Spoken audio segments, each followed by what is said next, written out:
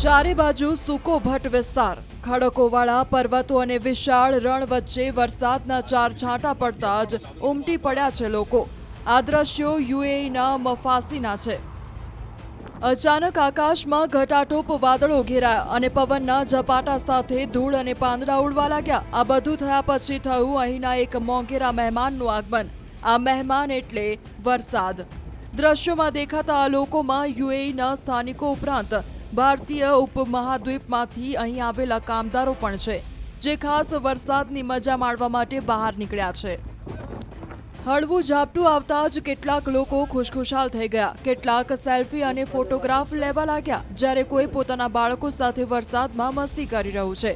વાત જાણે એમ છે કે વરસાદની આગાહી અપાઈ હતી, એટલે વરસાદને માણવા માટે આ બધા લોકો અહીં પહોંચી ગયા અને એમના નસીબ એટલા સારા હતા કે આગાહી સાચી પણ પડી. આ અદ્ભુત છે. કેરળના લોકો માટે અમને આ વરસાદ ખૂબ ગમે છે અને અમે લાંબા સમયથી તેની શોધમાં છીએ. આ ખરેખર અદ્ભુત છે. અમે યુએઈ વેધરમેનનો આભાર માનીએ છીએ કે તેમણે આની આગાહી કરી અને અમને આ માહિતી આપી, જેથી અમે આ આનંદ માણી શક્યા. અમે અહીં વરસાદની શોધમાં આવ્યા છીએ. જ્યારે અમને વરસાદ મળે છે ત્યારે ખૂબ આનંદ થાય છે.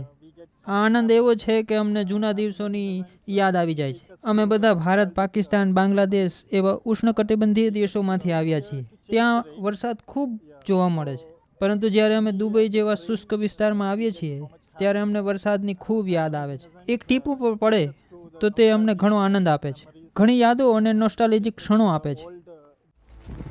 યુનાઇટેડ આરબ અમીરાત, જેમાં લગભગ 1 કરોડ લોકો વસે છે. આ વિસ્તાર ફારસની ખાડી અને ઓમાનની ખાડીની વચ્ચે આવેલો છે. હજારો પર્વતો તેને ઓમાનથી અલગ કરે છે.